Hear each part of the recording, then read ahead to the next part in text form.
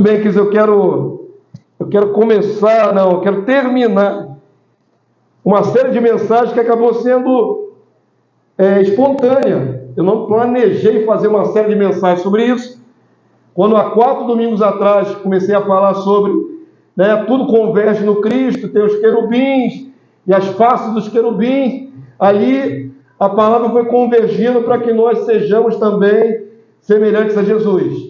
E aí nos cultos que se seguiram, as mensagens que se seguiram, foram todas nessa linha de alcançar a dimensão de ser semelhante a Jesus.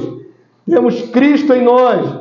A última mensagem é formar por esse Espírito Cristo em nós até a plenitude. Então, de certa forma, começamos por aquilo que é mais instigante para nós, que é alcançar essa dimensão proposta de plenitude de Cristo em nós. Muito bom, é bom falar disso, mostrar o alvo, maravilha. E de maneira como não foi planejado, faltou falar de um outro assunto, que numa canção acabou sendo relevante. Faltou falar que antes de alcançarmos essa dimensão proposta, nós temos uma jornada, temos uma tarefa. O alvo é alcançar a plenitude de Cristo. A graça é que o Senhor já nos deu o seu Santo Espírito. Mas tem uma nota triste nesse processo. Qual é a nota triste? Em nós ainda habita o quê? O pecado. Essa é a nota triste. Se fosse fazer cadenciada essas mensagens, eu teria começado por essa. Mostraria primeiro quanto é triste o fato de termos a natureza caída de Adão. Cheguei a esboçar alguma coisa na semana passada. Nós temos 2 naturezas agora no nosso corpo. Lembram disso? Nós temos a terrena. Paulo compara o primeiro Adão terreno, nós também somos terrenos. Isso quer dizer que nós somos caídos. Nós devemos alcançar também a imagem do celestial. O celestial é Cristo. Então, nós somos definitivamente bipolares. Nós somos uma contradição ambulante. Nós somos, ao mesmo tempo, pessoas que estão em processo de divinização, mas não deixamos de ter em nós a bendita, para não chamar maldita, natureza humana caída de Adão. E aí ficamos nessa dualidade. Nós somos uma contradição ambulante. Deus sabe disso. O apóstolo Paulo sabia disso. Nós cantamos na semana passada, uma adaptação desse texto que nós vamos ler. É importante fechar essa série de mensagens, não apenas mostrando a beleza da glória que nós vamos manifestar. É importante voltarmos um pouquinho para completar todo o raciocínio e encararmos a realidade do que temos hoje em nós ainda, natureza humana caída. E como é que funciona essas 2 naturezas dentro de nós? Como é que funciona isso? Vou mostrar na palavra de Deus e aí depois, na semana que vem, a gente muda de assunto. Amém? Abra lá sua Bíblia em Gálatas 5, verso 17. Vai ser o primeiro texto desta abertura. O paradoxo da natureza humana e divina dentro de nós. Nós temos em nós natureza humana e natureza divina. Antes de virmos a Jesus, só tínhamos natureza humana caída. Quando o Senhor nos alcançou com a sua graça e colocou em nós seu Santo Espírito, passamos a ter 2 naturezas no mesmo ser. Isso é um paradoxo, é uma coisa que difícil de explicar. Como é que podemos ser ao mesmo tempo divinos e ao mesmo tempo tão caídos como humanos? Quantos acharam Gálatas 5,17? O apóstolo Paulo, dentre todos os escritores do Novo Testamento, é o que mais gasta da sua pena, é o que mais gasta seu tempo falando sobre pecado. Daria para até dizer que tem uma doutrina do pecado. Existe tanto material em Paulo para falar sobre isso, ele analisa profundamente essa questão. Gálatas 5,17, quantos estão usando o texto? Amém? Lê, por favor, esse texto de abertura comigo. Vamos lá, irmãos. Porque o quê? A carne milita contra o Espírito. Queridos, a mensagem não vai ser longa. Eu sei que eu falo isso todo domingo e depois é quase 1 hora. Mas a mensagem não é de ser longa. Mas os textos que estão selecionados aqui são vitais para você entender quem você é. Como é que você, ao mesmo tempo, quer ser santo, como Deus é santo, e escorrega tanto na jaca? É necessário analisar esses textos. Então, lê, por favor, de novo, Gálatas 5,17, todos nós, vamos lá? Porque a carne milita, faz guerra contra o Espírito, e o Espírito contra a carne. Porque são o quê, irmãos? Opostos entre si, para que não façais o que porventura seja do vosso querer. Cantamos aqui canções nessa noite que nos elevaram espiritualmente e houve uma atmosfera de adoração muito gloriosa nessa noite. Glórias a Deus por isso. E nessa hora, quando nós estamos absortos nessa atmosfera, dá vontade de não sair dela. Dá vontade de continuar adorando até que nós sejamos plenos de Deus. Dá vontade de explodir de adoração, de louvor, de glória. Mas aí, termina o período da adoração, começa a baixar a adrenalina, começa a baixar o nível, né? Vai esvaziando. Oh, meu Deus! Por que isso acontece? Por que a palavra diz assim, enchei-vos do Espírito? Falando entre vós com salmos, hinos. Por que nós temos que estar sempre buscando encher? Porque esvazia. Porque o Espírito Santo não sai de nós. Uma vez que te foi dado é selo. Selo é lacre. Nós fomos lacrados com o Espírito Santo. Quantos podem dizer amém? Amém? Então não sai. Uma vez que recebido, não sai mais. Mas, como temos duas naturezas competindo, uma tende sempre a prevalecer. E, infelizmente, aquela com a qual eu e você nascemos é muito forte. Nós temos uma natureza, né, de nascença que é terrível.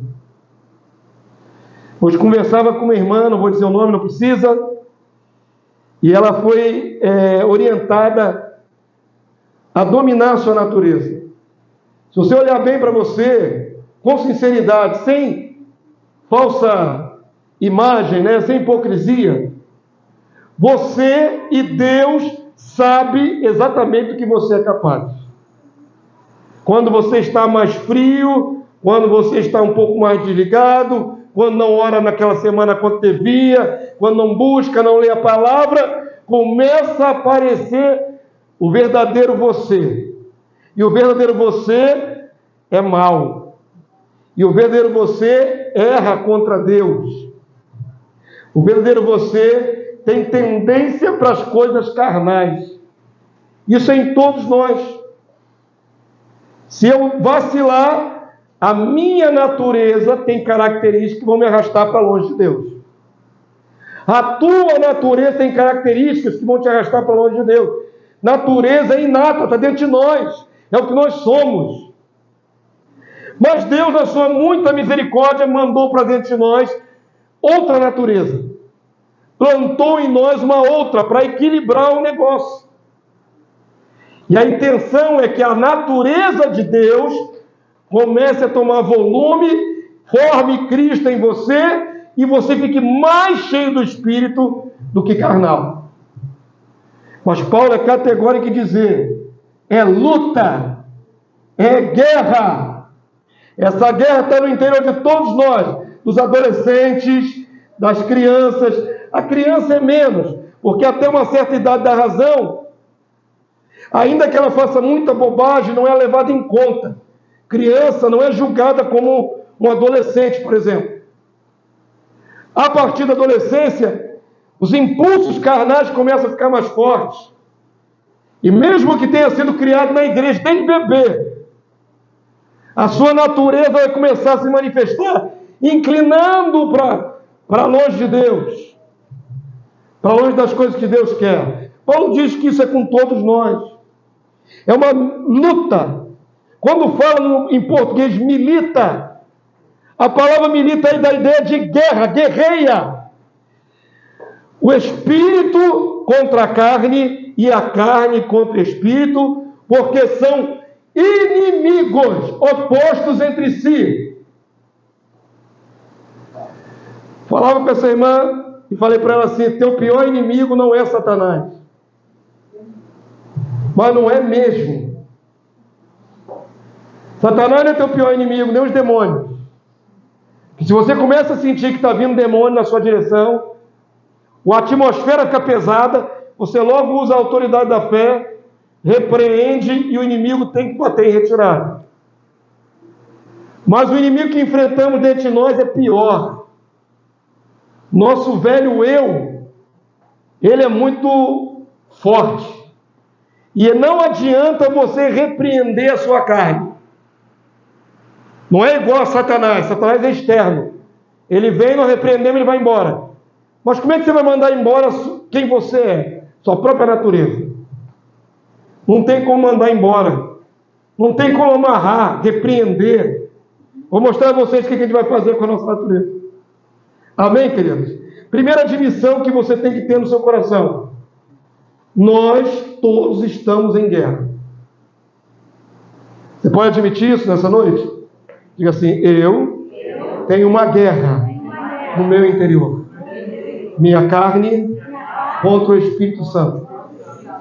Contra o Espírito Santo. Isso é uma realidade. É o fato de nós sermos híbridos, duas naturezas.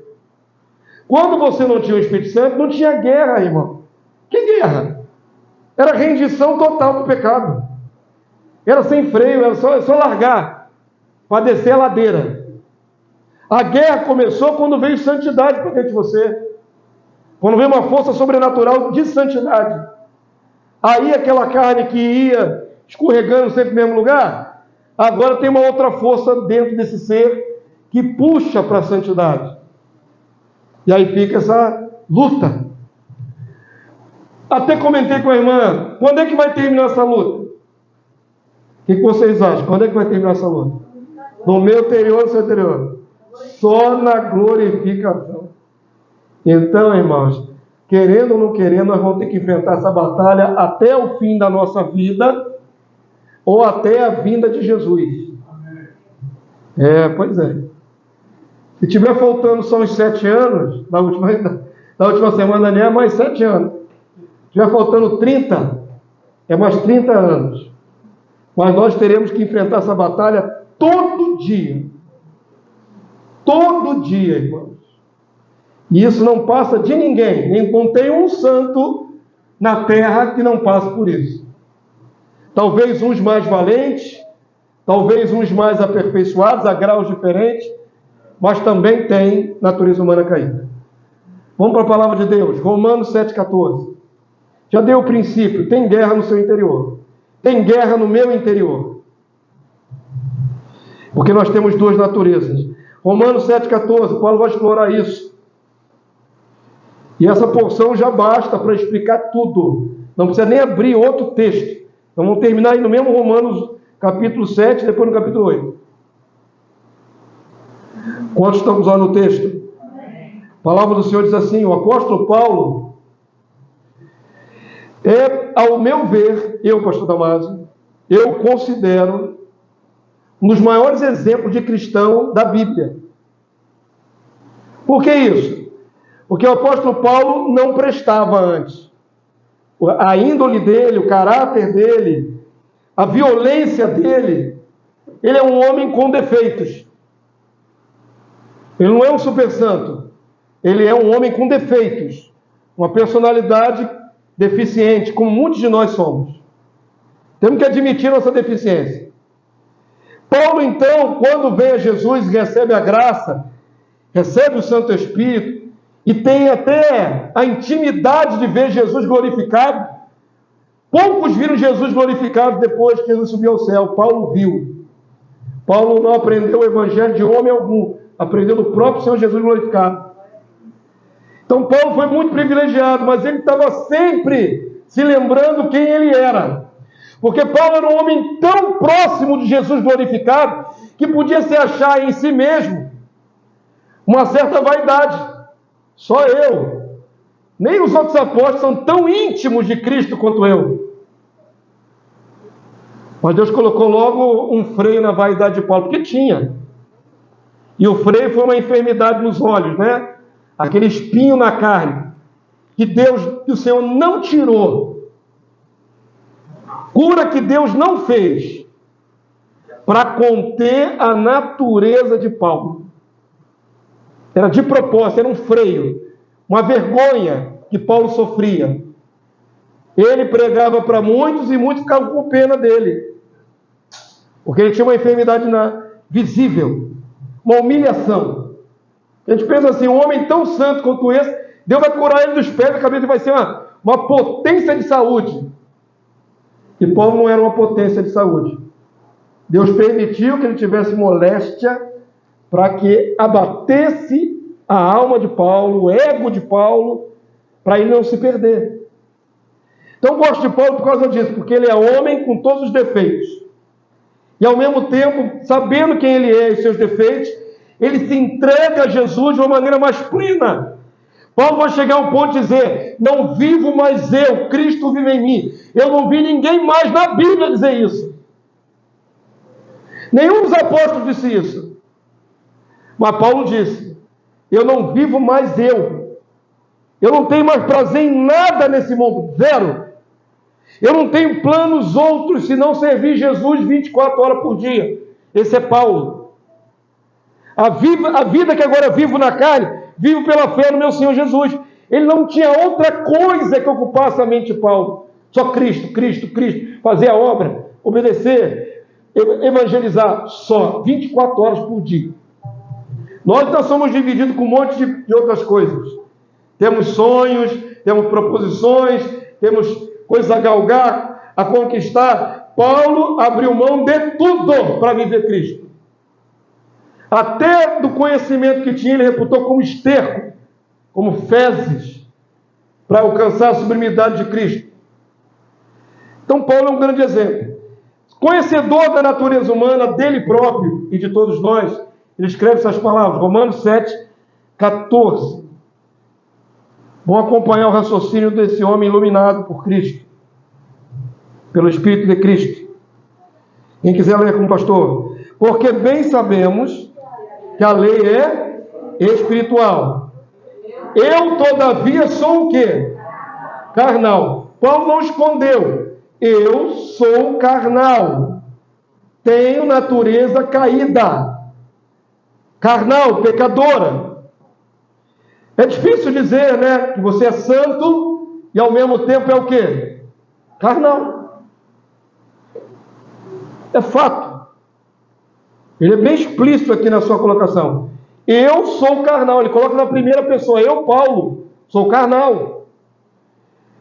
E que mais? Vendido à escravidão do pecado. Qual é meu estado natural? Pecador. Qual é a minha tendência natural? Escravidão do pecado. Verso 15, vamos lá, igreja. Porque nem mesmo compreendo o meu próprio modo de agir, pois não faço o que prefiro, e sim o que detesto. Olha a confusão. O homem mais esclarecido do Novo Testamento diz que não compreende nem que ele vive.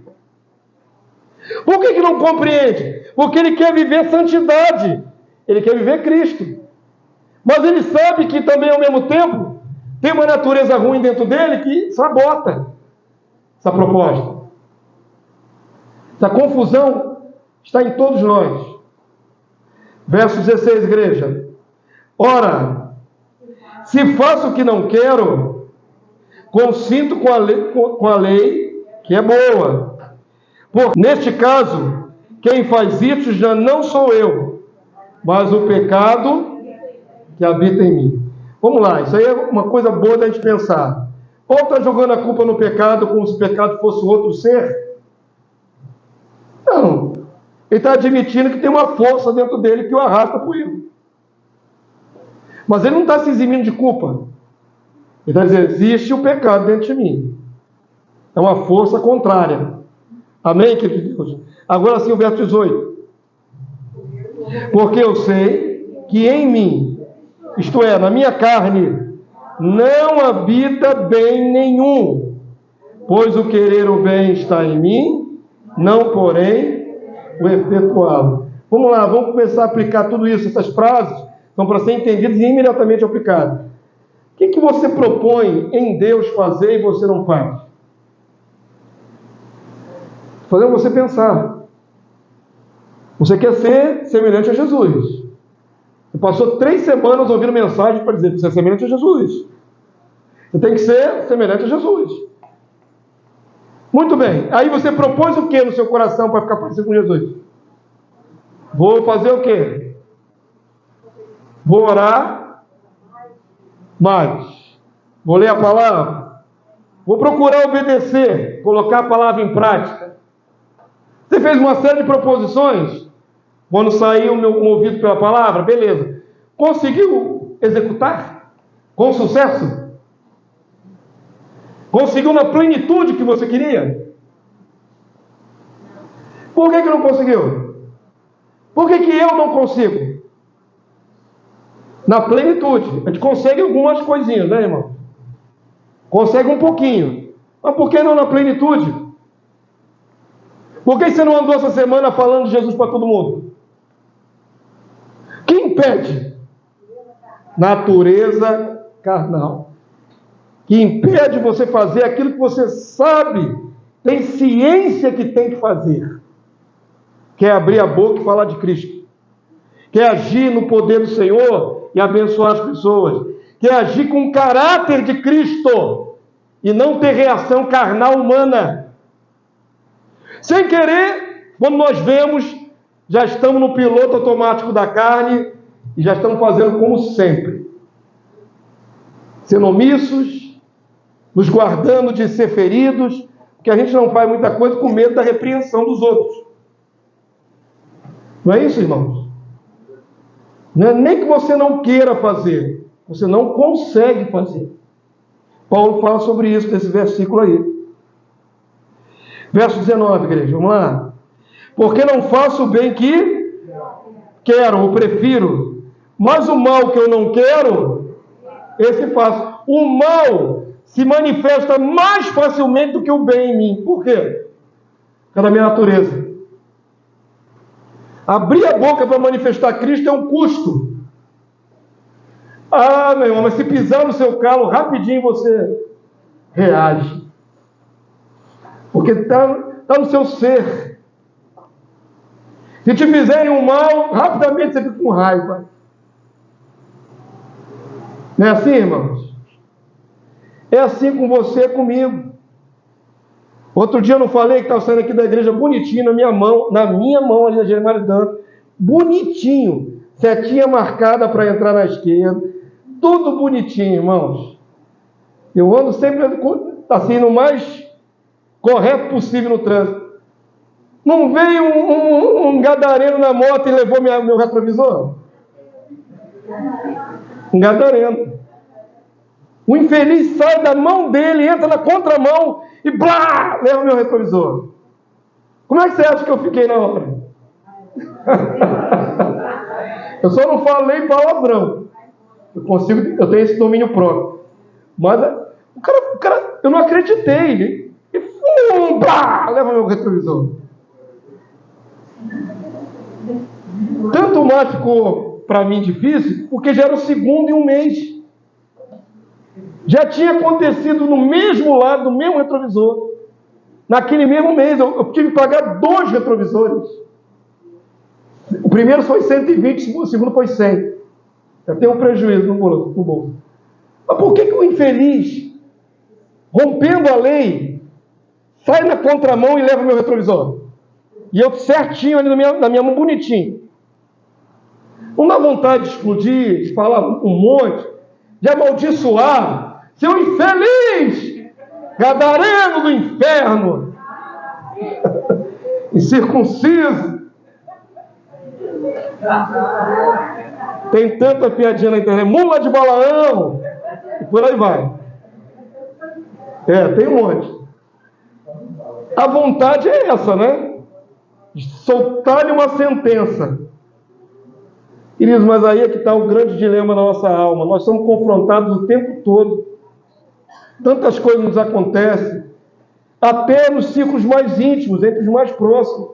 Essa é uma pessoa que eu não conheço, não tinha nenhum bem-querer por mim, ou pelo meu automóvel. Mas quando é dentro de casa, quando é com sua mãe, com seu pai, com seu filho, não tem atrito. Nossa natureza atrita o tempo todo.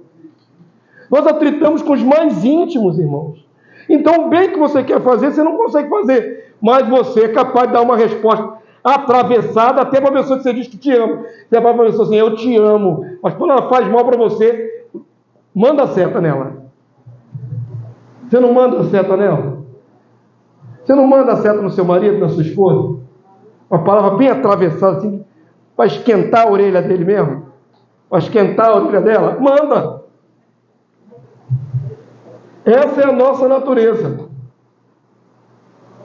Pouco de nós tem o poder de, mesmo quando é atingido, afligido, atacado, ter o domínio próprio de não revidar, se conter. Não é contar até 100, não, é contar até 1000. Conta até 1000, 3000, 4000, 5000, e não retruca, e não revida, e não lança seta de volta. Poucos de nós têm essa capacidade.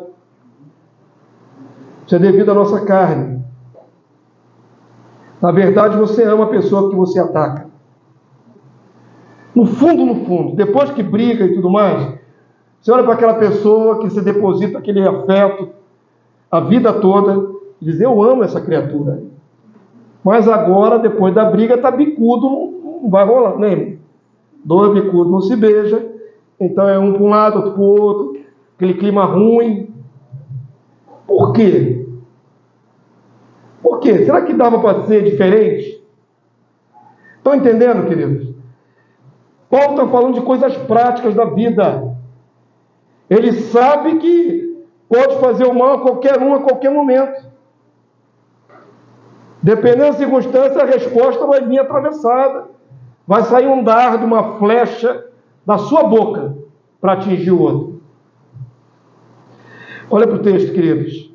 Vou voltar no verso 19. Porque não faço o bem que prefiro. Eu queria sempre fazer o bem.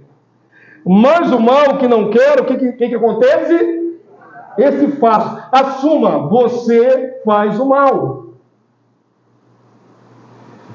Esse faço. Verso 20. Mas se eu faço o que não quero, já não sou eu quem faz, e sim o pecado que habita em mim. Paulo não está tirando sua culpa, não. Ele está dizendo, existe uma força dentro de mim e me impulsiona para o erro. Verso 21, vamos lá? Então, ao querer fazer o bem, encontro a lei de que o mal reside em mim. Admita isso em nome de Jesus. Eu falei na semana passada, citando um pregador. Você vê qualquer coisa boa no pastor Damásio, é Cristo. Se você vê qualquer coisa ruim, sou eu mesmo. Admita isso em nome de Jesus. O mal habita em nós ainda. Amém, povo santo? Você consegue dizer amém? Amém. Você consegue admitir que tem mal dentro de você? Habita o mal dentro de você? Mas você não vai ser cheio do Espírito Santo?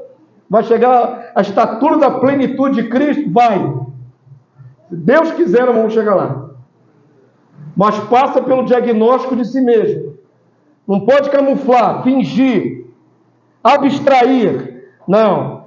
Só vou olhar só para a glória de Jesus e vou ficar igual a ele. Não. Admite. Não tem como curar a doença se você não admitir que é doente. Primeira coisa que nós temos que fazer é admitir nossa doença. Nós somos maus. Temos uma maldade em nós. Não é o ideal de Deus, mas temos. É uma lei que rege o nosso ser. E aí ele diz assim, quando ele raciocina assim, verso 22, porque no tocante ao homem interior, Homem interior é uma expressão para alma. Ele fala homem interior e homem exterior é o corpo. Agora está se referindo à sua alma. Porque no tocante ao homem interior, o que diz aí a palavra? Tenho prazer na lei de Deus, mas vejo nos meus membros outra lei, que guerreando contra a lei da minha mente, me faz prisioneiro da lei do pecado que está nos meus membros. É guerra, a cada segundo é uma guerra. Você vai sair daqui e vai continuar em guerra, vai chegar em casa, tem guerra, você só precisa vencer mais do que perder. Mas tem que admitir que os termos usados aqui é de guerra, guerreia, milita. Tem guerra no seu interior, no meu interior. Aí Paulo, consciente dessa luta toda, ele fala assim no verso 24, como é que está escrito aí, irmãos?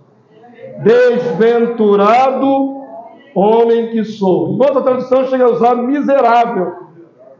Miserável homem que sou. O grande apóstolo Paulo, homem cheio do Espírito de poder, fez um monte de milagres, viu Jesus glorificado face a face. Poderia se dizer que ele era um super-herói da fé, mas ele diz, eu sou miserável, eu sou desventurado, a minha situação é péssima, porque eu gostaria de ser santo, 100% santo, mas ainda sou carnal. Tem que admitir a nossa natureza humana caída. Quando você admite a sua natureza humana caída, tem consciência dela, quando ela começa a se manifestar, você logo luta contra ela. Se você não admitir que tem esse mal dentro de você, você não vai lutar. Mas quando o seu homem velho, o homem interior, começa a botar as manguinhas de fora para o mal, você tem que pegar ele logo assim, dar uma gravata nele, e é você mesmo dentro de você, né? Imagina você pegando você mesmo, você se dividiu em dois agora. É só uma figura, tá, irmão? O seu homem mal está saindo assim para fazer besteira. O que você faz? Garra ele pelo pescoço, dá uma gravata, vem cá, tu não vai fazer não. Segura ele, luta com ele, pega ele, dá uma banda nele, chuta ele, mantém ele sob domínio. Porque se ele começar a se manifestar, vai dar ruim. Imediatamente você vai começar a tritar com seres humanos. Vai começar a tritar com sua família. Vai começar a tritar com seus colegas de trabalho, colega do curso, colega do colégio. Vai ter briga. Porque você não conseguiu segurar você mesmo dentro de si. Quando o seu velho homem começar a se manifestar, faz de tudo para contê-lo. Quantos dizem amém? É igualzinho aquele personagem de ficção Incrível Hulk. Não era? Lembra do Incrível Hulk? Um era o Dr. Banner, o outro era o Incrível Hulk. Quando entra o Incrível Hulk, arrebenta com tudo. Aí arrebenta a parede, arrebenta a pessoa, arrebenta carro, arrebenta tudo. Porque está com raiva. É a manifestação da raiva humana. Agora imagina, quando você começa a perceber que vai para essa dimensão, o que você tem que fazer?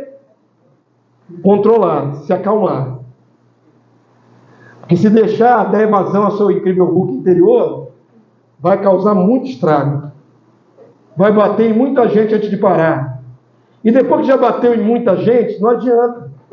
Aí vai ter um monte de gente ferida, também com natureza humana. Aí vem o rancor, vem o ódio, vem um monte de coisa. Hoje nós estudamos aqui sobre uma casa dividida, a casa de Abraão, dividida. Tanto seu filho quanto seu neto. Deu rancor ao nível de quererem a morte, irmão contra irmão. Isso é natureza caída. Por brigas banais até. Natureza caída. Temos que admitir isso. Mas Paulo não se desespera só e diz, sou miserável, não tem jeito. Ele vai também louvar o Senhor, porque o Senhor deu um jeito. O Senhor deu a ele o poder para a transformação. Olha o que diz agora no verso 25. Vamos lá, irmãos? Para dar uma levantada, vamos lá? Graças a Deus, por Jesus Cristo, nosso Senhor, De maneira que eu de mim mesmo, com a mente, sou escravo da lei de Deus, mas segundo a carne, da lei do pecado. Continua a luta até a volta de Jesus. Mas graças a Deus agora temos uma outra lei dentro de nós. A lei do Espírito de vida. Você tem que entender que tudo aquilo que foi dito antes, da dimensão proposta, de glória, de corpo glorioso, de andar na plenitude do Espírito, isso é o nosso futuro, é a nossa vocação celestial. Mas para chegar lá, você vai ter que matar você mesmo todo dia. Fala matar um leão por dia? É matar você mesmo todo dia. Matar é muito pesado, pastor, falar matar? Eu vou mostrar a vocês que na Bíblia manda matar. Vou mostrar a vocês. Avança agora para Romanos 8, 10. O que devemos fazer com a nossa natureza humana? Mentalidade positiva? Se eu ficar mentalizando, a minha natureza não se manifesta? Bota mais força nisso, irmão. Bota mais força, viu? Se você ficar só de conversinha fiada com a sua natureza, ela te ganha. A palavra de Deus diz que nós pecamos da seguinte forma, lá no livro de Tiago. Nós somos engodados. O que é engodado?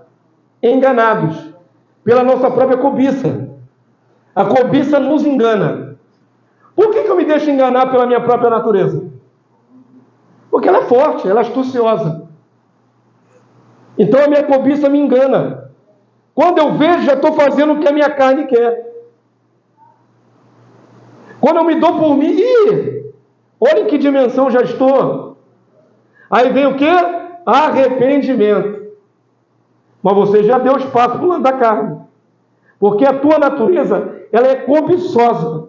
E ela te engana. Ela te engana. Ela vai seduzindo. Ela vai dizendo para você o que tem. Ela vai dizendo assim, só um pouquinho. Oh, Jesus. Todos nós passamos por isso, irmão. E aí você tem que estar muito esperto para perceber, opa, o que a minha carne quer? A minha carne quer isto. Isto não é bom para mim. Deus não vai se agradar. Então agora a consciência eu digo, não vou fazer o que a minha carne quer. Não vou dar lugar. Não vou alimentar. Então presta atenção, Romanos 8, 10, vamos lá. Olha como é que nós vencemos a nós mesmos. Isso não é luta contra o diabo, volto a afirmar. Não é luta contra o espírito exterior, é contra você mesmo. Vamos ler comigo em voz alta? Estamos chegando na reta final, vamos lá? Se, porém, Cristo está em vós, o corpo, na verdade, está morto por causa do pecado. Então a natureza caída continua em você. Mas também tem outra natureza divina, vamos lá? Mas o Espírito é vida. Diga assim, eu tenho duas naturezas. Uma morta e uma que é vida. É a verdade de todos nós aqui. Aí Paulo vai explicar. Mas o Espírito é vida por causa da justiça. Agora verso 11, olha a esperança aí, irmãos. Se habita em vós o Espírito daquele que ressuscitou a Jesus dentre os mortos, esse mesmo que ressuscitou a Cristo Jesus dentre os mortos, que é Deus Pai, vivificará também o quê? O vosso corpo mortal, por meio do seu Espírito, e o que, irmãos? Diga na primeira pessoa, que em mim habita. Assuma isso em nome de Jesus diante de todos, principado, potestade, diante de você mesmo. Diga assim, eu tenho o Espírito de Deus. Diga isso para você ouvir, irmão. Pode ter certeza que essa onda de pessoas com depressão, síndrome de pânico, terrores noturnos, e etc, é porque já não creem que tem o Espírito. Porque não é só incrédulo, não, tem cristão nesse estado. Tem cristão em depressão. Tem cristão com síndrome de pânico. Porque em algum momento a carne dele convenceu ele que Deus o abandonou. Que ele já não tem mais o Espírito. Ou que já não é mais digno. Você tem que falar com toda a convicção.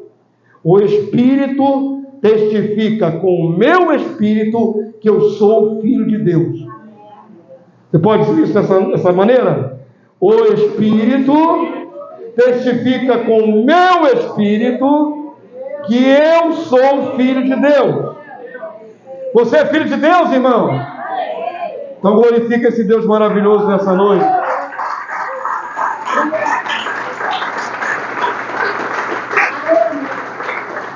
Glórias a Deus. Glórias a Cristo Jesus. Por causa de Jesus, eu e você temos a viva esperança de que essa batalha vai acabar. Vai chegar um dia que vai ser impossível pecar. Olha que maravilha. É muito difícil, é todo dia. É cansativo. Eu costumo dizer que Deus olha do céu e não vê um pecado novo na terra. Não tem pecado novo na terra. Não tem modalidade nova de pecado na terra. É tudo repetitivo. Tudo repetitivo. O que aconteceu, se acontecia no tempo do primeiro mundo, no tempo de Noé, acontecendo nesse mundo, e continua acontecendo, é tudo a mesma coisa. As mesmas raivas, picuinhas, vícios, paixões, e etc, etc, tudo igual. Deus está acostumado a ver o ser humano caindo. Mas graças a Deus por Cristo Jesus, porque o Espírito está dentro de nós. E esse Espírito também me vivificará. Vivificará o meu corpo mortal. Porque esse Espírito habita em mim. Verso 12, igreja, para a gente chegar no final. Vamos lá? Assim, pois, irmãos, somos devedores não à carne, como se constrangidos a viver segundo a carne. Você não deve nada para a tua carne. A tua carne é teu inimigo. É você mesmo. É a parte ruim do seu ser. Mas você não é escravo da sua parte ruim. Olha o que diz a palavra de Deus. Nós somos devedores à carne. De jeito nenhum. O que mais, irmãos? Verso 13. Porque se viver segundo a carne, caminhais para onde? Para a morte. Paulo não está falando isso para incrédulo que não tem o Espírito Santo. Ele está falando para quem foi ungido com o Espírito Santo. E ainda assim pode caminhar para a morte. Pode escolher errar. Escolher errar e errar e errar e deixar no piloto automático da carne. E quando você vê, está longe da vida. Se andarmos segundo a carne, caminhais para a morte. Mas se pelo Espírito, o que vem a palavra aqui que eu quero destacar aí, irmão? Mortificardes. Eu fiz questão de dar uma olhadinha lá no grego, lá nessa palavra. É Thanatos. Thanatos é a palavra para morte. A morte é Thanatos. Não há dúvida que Paulo está falando ali, não é figura de linguagem. Ele está mandando você matar a sua carne. Pastor, como é isso? Um suicídio na minha alma? Não. Como é que eu mato a minha carne? Eu anulo ela. Eu impeço ela de agir. Eu mantenho ela crucificada. Nós estamos crucificados. A palavra diz que o nosso velho homem tem que se desfazer. Pensa o seguinte: o que você era antes tem que estar pregado na cruz. Aquela velha criatura, aquela pessoa desenfreada, que era totalmente sem freio, essa tem que estar pregada na cruz, se decompondo, virando um cadáver. Quantos entenderam? Amém. A tua natureza humana não presta, vai te levar para longe de Deus. Não dê brecha para ela. Não dê nem um pouquinho. Tem gente que pensa assim: vou deixar só um pouquinho a minha natureza aparecer. Não faça isso. Hoje, Deus sabe que a semana passada eu jejuei a semana toda. Orei, busquei, maravilha, irmão. Tem mais que obrigação. Eu estava lutando com a sua natureza caída. Amanhã a semana eu não quero, não. Eu já me esforcei tanto. Já ganhei crédito com Deus, né? É assim? Está acumulado crédito lá? Eu já ganhei crédito com Deus na última semana. Para que eu vou me esforçar no mesmo nível nessa semana? Ah, não, vou deixar um pouquinho, né? Um pouquinho de folga. Vamos dar uma liberdadezinha para a carne. Vamos fazer uma bobagem. Vamos ver uma bobagem na televisão. Ou uma coisa um pouquinho mais imoral. Não é assim que a gente dá mole? Essa semana eu tenho o direito de me divertir. Aí tu deixa a carne se manifestar. Pronto, já era. Quando a carne vem, meu irmão, ela toma conta. E o mau cheiro da carne é muito diferente da doce fragrância de Cristo. Santidade tem um cheiro, carnalidade tem outro. Aí, em vez de você ficar bonitinho, cheirosinho do Espírito Santo, você fica fedentinho, fedorento de pecado. Olha que situação. Paulo fala em matar. Ele não usa outra palavra, senão morte, para a sua natureza. Deixa ela morrer. Mata ela, mantenha morta. Não dá lugar para ela, não dá uma trela para a sua natureza. Nem um bocadinho. Quantos se digam amém? Conselho divino, viu, irmão? Quem não quiser fazer, depois vai ficar sofrendo. Essa luta é minha e tua. Se você não presta atenção, quando vier a sua natureza humana e te dominar, todos nós vamos gemer. E quando um sofre, todos sofrem. Coisa mais triste é quando o cristão estava na crista da onda, espiritual aberta, e de repente, quando a gente vê, já está longe da igreja, longe. Caiu, tropeçou, morreu espiritualmente. Isso não é de um dia para o outro, não. Isso é um processo. Porque relaxou na luta. Relaxou em conter a sua carne. Olha o que diz a palavra de Deus. Mortificardes, matar a sua carne. O que acontece? Certamente vivereis. Amém, povo santo? Se você mortificar, certamente você viverá. A palavra do Senhor diz assim,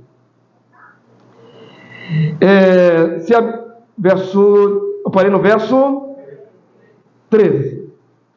Verso 14 diz assim, pois todos os que são guiados pelo Espírito de Deus são filhos de Deus.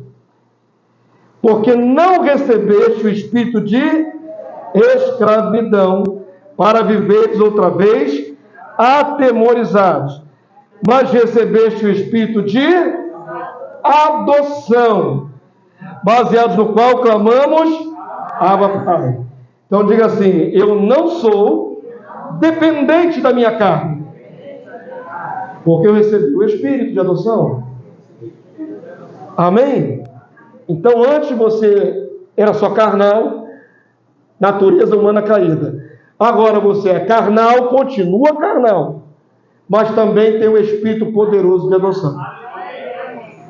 Agora você tem essa opção de andar no Espírito. É uma escolha. A tua semana vai ser conforme você escolhe. Não depende de Deus. Deixa eu deixar isso bem claro. Deus não nos santifica à força. Quem dera fosse assim. Eu não precisasse fazer nada e de repente acordasse super santo e blindado. Mas não é assim. Deus vai deixar você fazer suas escolhas. Cada dia, cada manhã. Como é que vai desenvolver o dia? Eu já falei. Se você teve um dia que você não esperava cometer um erro, mas você cometeu logo na parte da manhã, o que você faz imediatamente? Vai à presença do Senhor, se apresenta, pede perdão, se conserta. Não demora. Tem gente que erra de manhã cedo e deixa passar 3 dias para chegar diante de Deus e pedir perdão. Esses 3 dias foi um prejuízo, irmãos. Quando o sangue de Jesus está acessível a qualquer momento. Quando o arrependimento é um dom de Deus. Eu ia fazer outra mensagem, não vou nem fazer, porque senão vai ficar alongando muito. Sabia que o fato de você se arrepender é pela graça de Deus? Não é de você mesmo? Deus te dá a graça de se arrepender. Então, opera isso logo. Não deixa passar tempo, não. Longe de Deus. Opera rápido. Errou. Reconhece imediatamente. Confessa. pede perdão. O sangue de Jesus te purifica a consciência do pecado. Não precisa ficar sofrendo 3, 4 dias. Usa do artifício divino que Deus te deu. Usa logo o sangue do Cordeiro. Pede o sangue do Cordeiro. Sangue do Cordeiro não é para expulsar demônio. Já vi muita gente, na hora que o demônio é manifesto no cidadão, sangue de Jesus tem poder.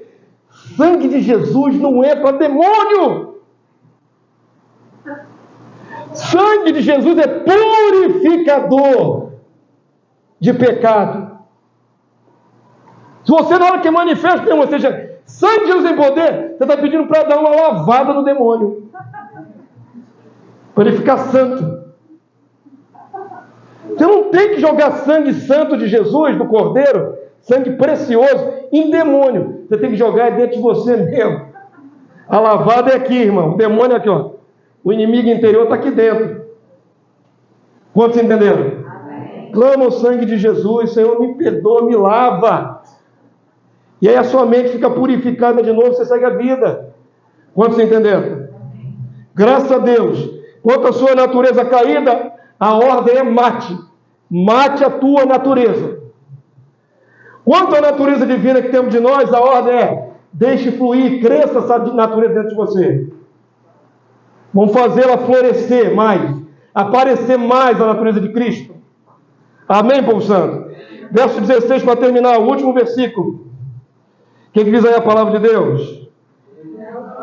O próprio Espírito testifica com o nosso espírito a nossa adoção filial celestial.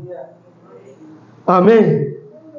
Quando você erra, você se sente menos filho. O remorso, a tristeza, a vergonha. Eu sou um filhinho sem vergonha. Eu sou um cachorrinho que caiu da mudança no meio da chuva. Não é assim que a gente se sente? Parece que a gente é menos filho. Mas não, porque o Espírito de Deus ainda está dentro de você. E o Espírito de Deus te diz: tu tem direito à filiação divina. Tu tem direito à realeza. Não é esse tropeço que vai definir tua vida. Se você não andar nessa carne, você vai ser divinizado pelo Espírito que Deus colocou dentro de você. Amém, povo santo? Quantos entenderam? Para a carne, morte. Para a manifestação de Cristo em você, vida. Deixa fluir essa vida. Em nome de Jesus. Amém? Temos a mensagem para ele nessa hora.